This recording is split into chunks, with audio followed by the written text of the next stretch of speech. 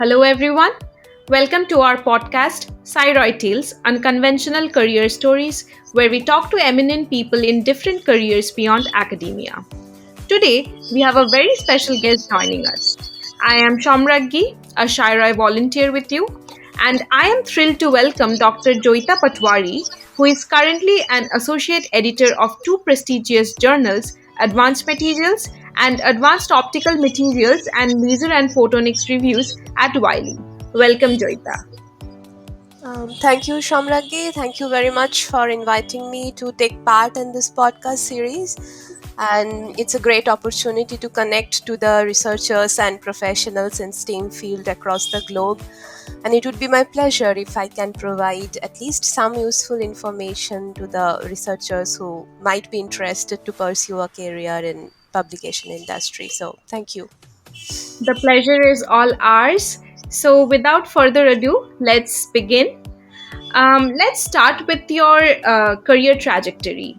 You started as a researcher in physical and material sciences, and now you are the associate editor of an advanced materials journal at Wiley.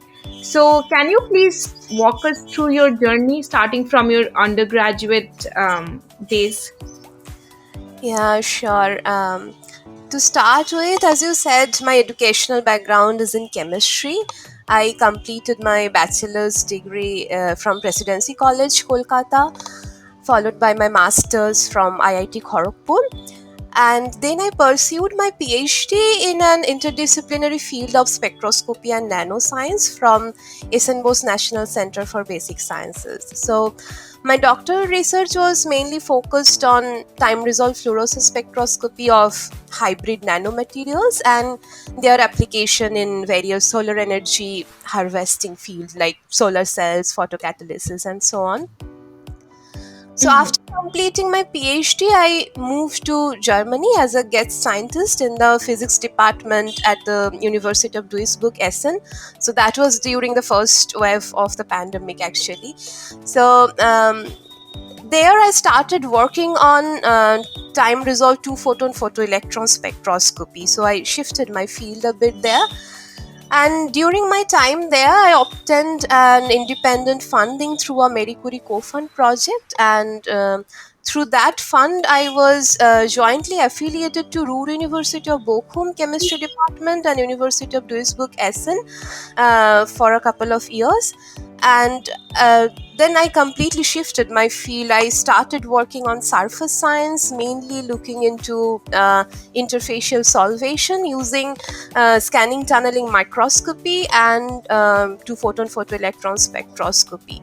So the long-term plan was to have some exposure abroad and then come back to India in some academic position.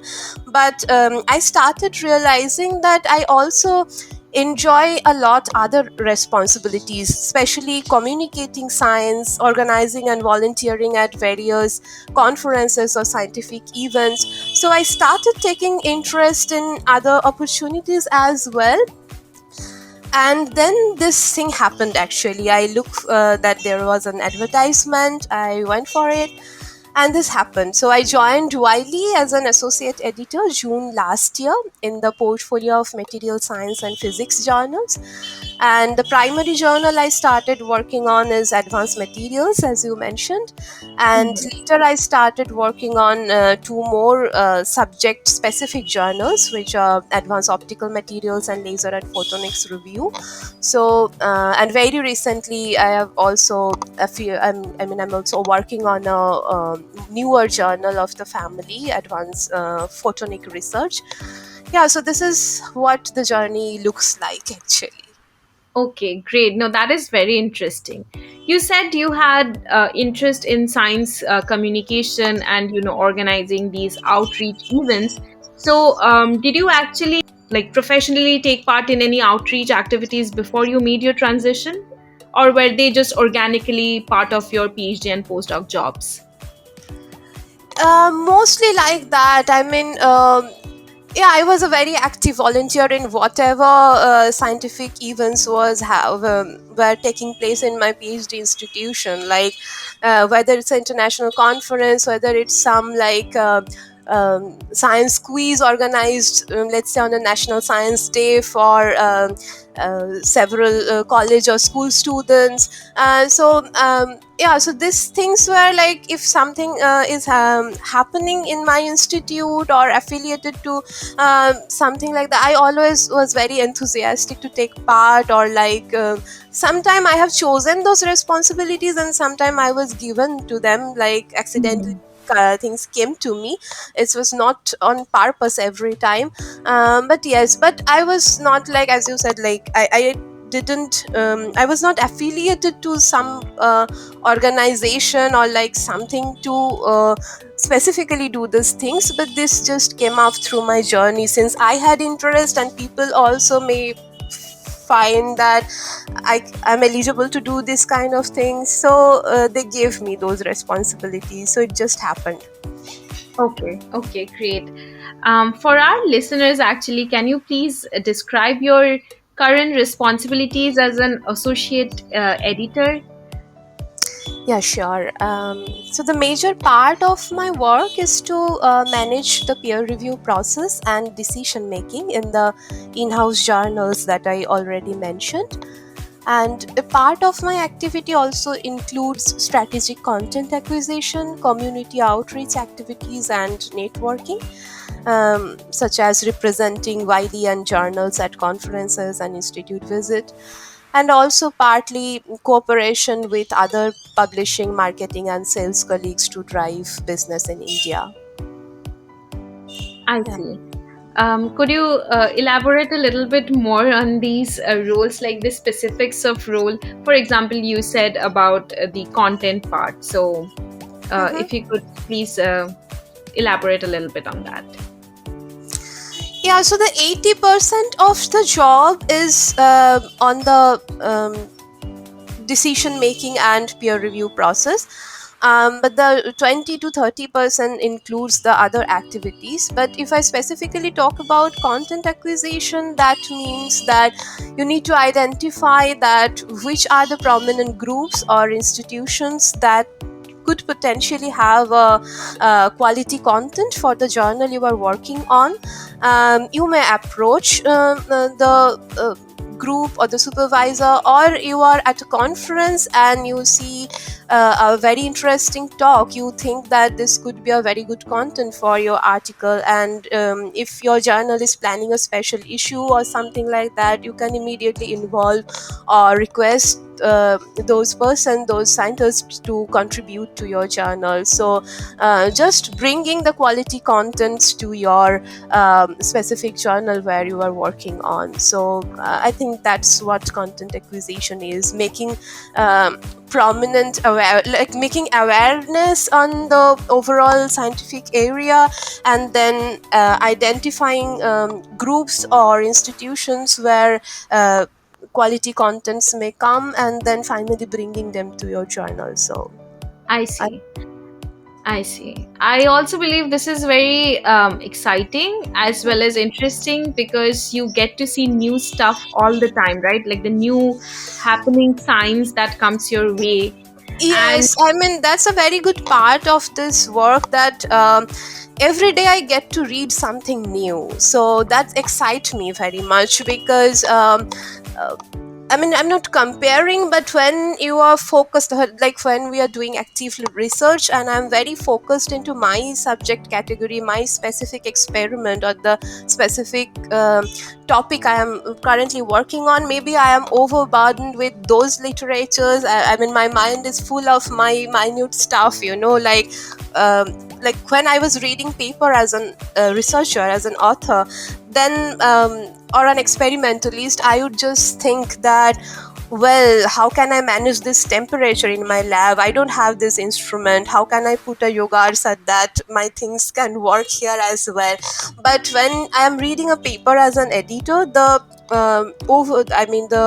perspective is quite different. Still, I'm looking at the same paper, let's say, but I'm trying to have a very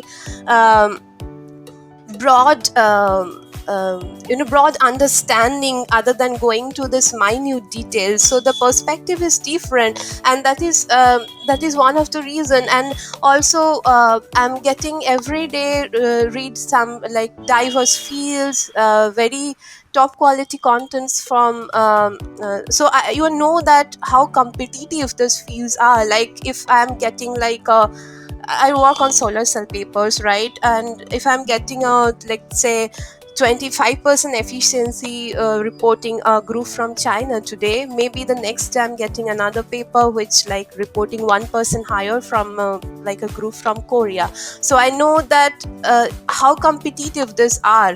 Maybe being in lab, I would think that yes, my content would be the best. Nobody reported this before. But being an editor, you are much faster aware what is happening. So that excites me actually very much about this role.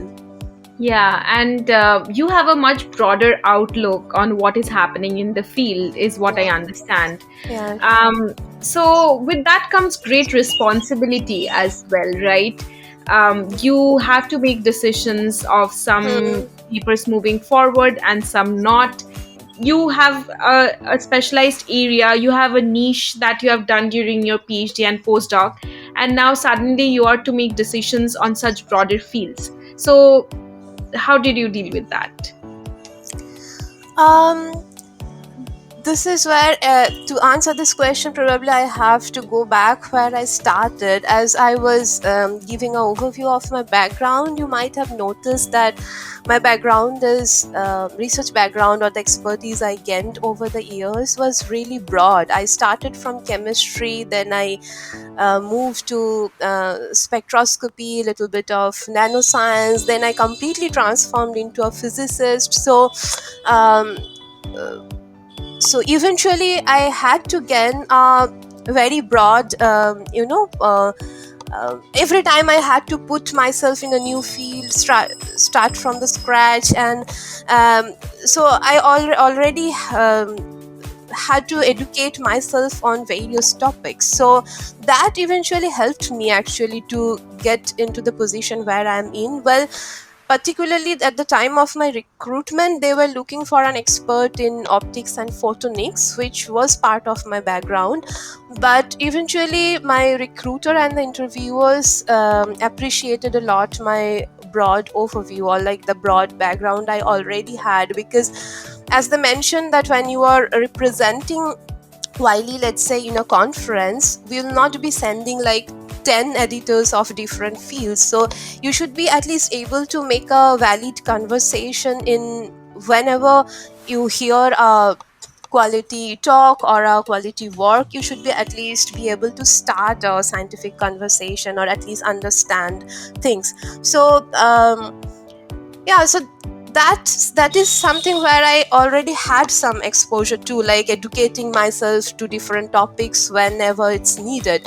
um, but yeah, I think that training helped me here also. So when I'm getting something, we are assigned to papers actually which mostly align to our expertise. But otherwise, being a researcher for so long, we know how to educate ourselves, how to keep ourselves updated on recent things. And there are certain training procedures initial months we go through also. So yeah, I think this is how it's going so far. Okay. So, transitioning from an experimental physical chemist or a materials chemist to an editorial role, you have likely encountered several challenges along this journey. One that you mentioned was this need to educate yourself on diverse topics. So, what else did you face, and how did you navigate through these hurdles? Yes, so research is intrinsically an uncertain process, right? So we learn to deal with repeated failures, we learn how to educate ourselves on complex topics, we learn to accommodate ourselves with unforeseen challenges. So I think these are very common for most of us is in STEAM field. But what was rather specific to me is that as I said, I had to put myself out of my comfort zone several times. One of the reason was that my research background was very broad that I mentioned, and the other thing was when you are working with experts from different fields very closely, you need to be able to communicate from their perspective. For example, the physicist and the chemist perspective on a same data might differ completely. You know that when you are working with colleagues from both backgrounds. So this was a challenge for sure, but I mean, every time you feel that you are a beginner and you need to interpret or translate in someone else's terms, it was a challenge, but somehow that improved my skill to communicate effectively even among a very diverse audience. And a good communication skill is a mandate for this kind of roles. Eventually, my diverse background and dealing with people from multiple background and then learning to communicate with them, that also helped me to get into the position where I'm in. And also it was not challenge, but this is something also I mentioned earlier. Sometimes I like responsibilities came to me, and sometimes I enjoyed them much, like teaching or transferring my skills to junior colleagues, teaching responsibilities. So apart from my research, when I was affiliated or like assigned to a lot more responsibilities, time to time they appeared overwhelming, but I also kind of started exploring myself. Well, this is the thing that could be a career option for me. I also enjoy this thing, so it gave me a lot more opportunities to explore myself, and I think now eventually these are into use. So actually, which were the challenges, I learned how to deal with them. And because now also, like as I said, several topics and several things you have to do together, like a multitasking thing. So these managerial skills also, which I partly acquired from my research days, helped me to do what I'm doing now as well. So I think eventually the challenges turned into lessons, or um, uh, a beneficial point which came into use later. I loved what you said. Challenges turned into lessons. It's true for all of us who are in this journey. We oftentimes we think of something as too difficult, and later on we realize that difficult lesson was necessary to accomplish something in the future. So Yeah. very beautifully put. So for the last couple of years, we have seen Wiley and other publishing houses expand their teams in India. They have advertised, and they are still advertising for several positions such as assistant editors, content specialists, deputy editors, and so on. So it would be great if you could also elaborate on some of these roles for our listeners, so that we understand what are the scopes of these jobs. Are they similar to yours? And if not, then how different are they? Yeah, sure. So publication industry is rapidly growing in India. You are correct. Um, because India is the next big science market, and they specifically want to strengthen their connection between the Indian scientific community and the publication houses. Well, for Wiley, the assistant and associate editor positions are mainly dedicated to handling the manuscripts and contributing to the efficient decision making process, like starting from the acceptance of the article to the starting for the submission of the article to acceptance. You are the person who is responsible for that.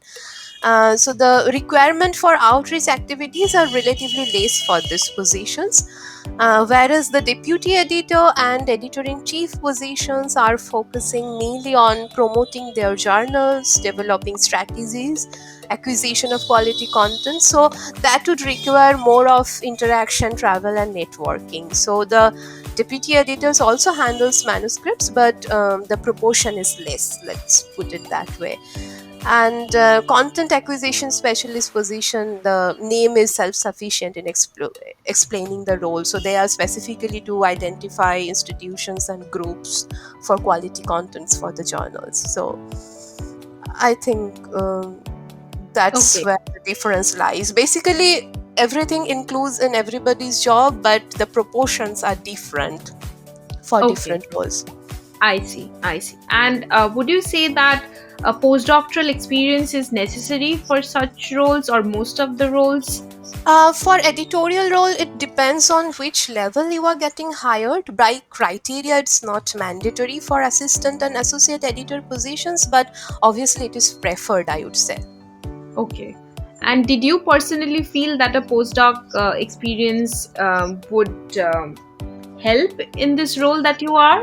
For me, yes. For me, I mean, I would I would have not be this confident in taking decision if I didn't have the postdoctoral experience or like this international exposure working with global colleagues.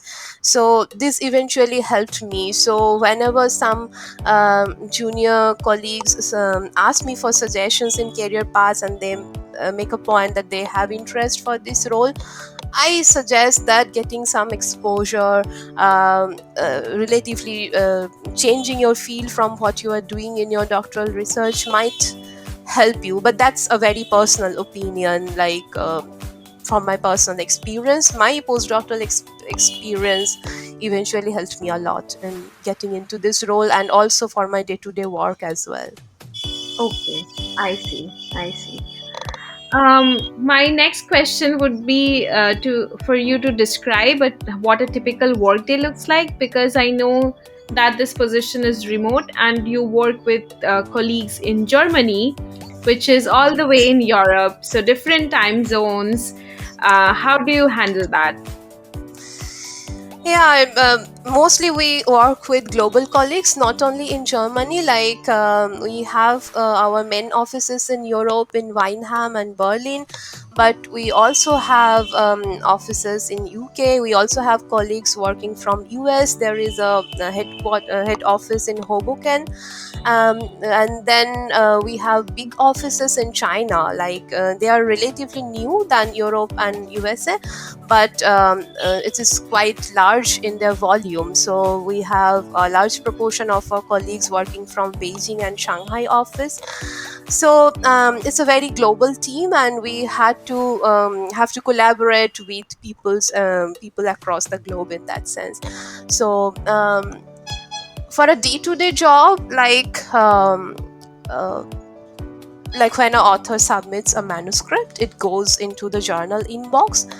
Then I like 20 editors across the world is working, let's say, on advanced materials. So uh, these submissions are then specifically assigned to specific editors. We can also self-assign, or system can also assign to us according to our subject matter expertise.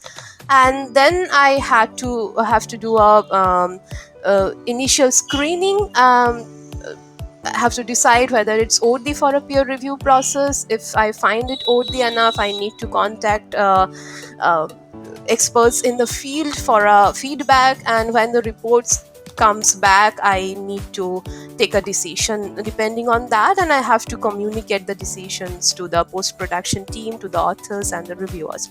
So that's the basic job, and we have to do like 6 to 10 manuscripts, new manuscripts a day. And also, when you are experienced and working quite for some time, you will be receiving several cases, like whether there is a data fraud, whether there is some inclusion of author which was not ethical. So you need to keep a very careful eye on these things, have to investigate things for some time. So there will be cases associated to this decision making process, because you are also responsible to the integrity of the work that will be published in your journal. So these are the things you have to take care of. But regarding the workload or collaborating with colleagues from different time zone. So in that sense, Wiley is very flexible, I would say. We prefer to work in the time region that we are in, but also like it's not very hard that you have to, like, the typical contract says it's 5 days 8 hours each day, something like that, but these are very pen paper things. We are much flexible in that sense, like um, yeah, so different time zones, and getting training from experienced colleague from other part of the world never is actually a problem for us, at least. So everybody is very collaborative, very helpful. You can reach out to colleagues, they can give you a feedback as fast as possible. So far everything is, and my experience, everything is quite flexible, and yeah, I'm enjoying the journey and learning a lot. That's very nice to hear. And in case of meetings with these global teammates, is it like at odd hours, or you are flexible to No, just. mostly people try to, like, there are if there is a journal specific meeting which takes place, let's say, every month, they want to, I mean, they prefer to organize that one in the eastern zone friendly time, another in the US friendly time zone. And like, from our senior colleagues, there are always I mean, they always encourage us, like, it's, you are not obliged to attend anything which is outside your working hours, or, but we can do if we want, but that's not very well, I mean, that's not a pressure that you have to attend, that you can do voluntarily, but they try to accommodate in every possible way the differences, so they're very inclusive in that sense. That's very nice to hear. So I'll go back once again to some of your description of your role. You said that you have to do certain amount of outreach activities, and that involves traveling to different universities or conferences. So it would be great if you could share some of those experiences with us. Yeah, very recently we had an author workshop at Saha Institute of Nuclear Physics, Kolkata, along with my colleague, and we had a really nice experience, because since this editorial positions, these roles are very new in India, so there was very enthusiasm in among the students or the authors to, like, have a human being, in their reach, to ask about, like, what is the exact strategy your journal is following, or to interact with the editors in person. And I also noticed huge interest among the early career researchers, postdocs, and, let's say, senior PhD students to pursue a career in publication industry. So I am facing really interesting questions about my career path and the journey, what is required for these roles, and something like that. I also taken part in a panel discussion in my earlier PhD institution, where something like this, like career opportunities beyond academia. So I found that students, like senior students, postdocs, are exceptionally interested for this kind of positions, to know more about the roles. So there was I mean, good opportunity, because until now, um, this is not very common that people could interact with the editors directly. So we always thought that these are some people, they're rejecting our paper from Europe or America, and there are complaints also sometimes that same quality of work, when it is communicated from the other part of the world, they are getting through easily, but maybe we are facing some bias because of the geographical um, because we are not there, because we are communicating this from India, only that reason. So these were some complaints which we sometimes faced also, and also the authors and the researchers and the faculty members, so they mentioned this kind of thing. So it gives a additional feeling of security, or like a sense of belongingness, when our own people, or like our who is at least product of the same system, is on the decision making part, is our representatives are there, so they are not very alien just to reject, to have the feeling of belongingness. So I noticed those kind of things also. So it was, and it was also very nice to have direct feedback for our journals, and also to identify, like, well, this could be a very interesting work for our next issue, something like that. So these interactions are very enriching, from at least from our end, and from the response I had from the students and the host, I also think that it's beneficial from their end also. So it's just relationship building, or just scope of, greater interaction from, to strengthening the connection also. So it was a nice experience and something new. Yeah. Okay, okay, that's really reassuring to learn. And hopefully, we will get to see a lot of great science now coming out of India in these Yes. Wiley journals. Yeah. Um, yeah. So, finally, what advice would you offer to our listeners within the Sci-ROI community who aspire to transition to such roles? Yes. So as we already discussed, the PhD degree and is a mandate. Additional postdoctoral experience could be beneficial. So that's fine, but sometimes there are requirements for subject specific experts, like health science or optics and photonics was the field in my case. So I would suggest keep a regular eye on the opportunities and the specific subject matter expertise they are looking for.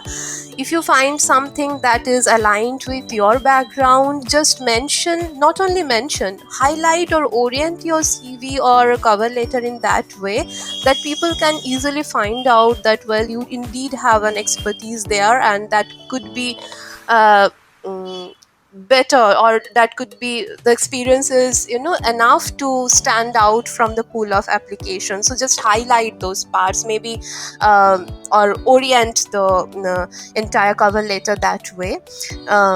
And in general, a good publication record is helpful, because that showcase that you have a good understanding of the peer review process. When you have experience either as an author or a reviewer for different publication houses, just mention that in your application. That would be a plus point, obviously. And as we discussed many a times, that a very broad overview and scientific understanding are always appreciated for this kind of role. So like, whenever a work comes, you need to understand at least the level of the work, whether it's really cutting edge or something scientifically sound but still incremental. So to understand these things, you need to be aware of what is happening globally, at least on your field or related fields. So keeping yourself updated is a good point. And very good communication skill, both written and verbal, is appreciated. So if you have chance to sharpen those skills in one or the other way, you should take those opportunities. And sometimes we are afraid of taking other responsibilities, because we are so overwhelmed with our research or the lab activities. But I would say, if you are interested for these kind of transitions, maybe taking part in organizing and volunteering at scientific events, or making broader network, sometime through conferences, or sometime just exchanging ideas with people. So this networking skills also would help in this kind of career.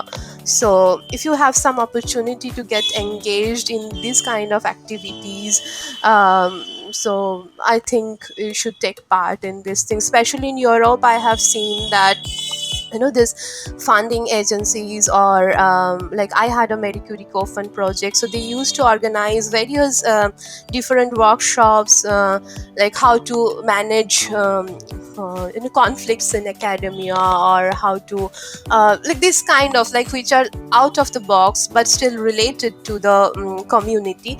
So that if you can gain some experience with this kind, or like sharpen your soft skill through this kind of activities, and through these you can also explore yourself a lot. You know that if there is something which you are also interested to, apart from being very active in lab or being very specific in the research you are doing, so one should explore this kind of opportunities as well. So yeah, I think that's all I wanted to mention. Yeah.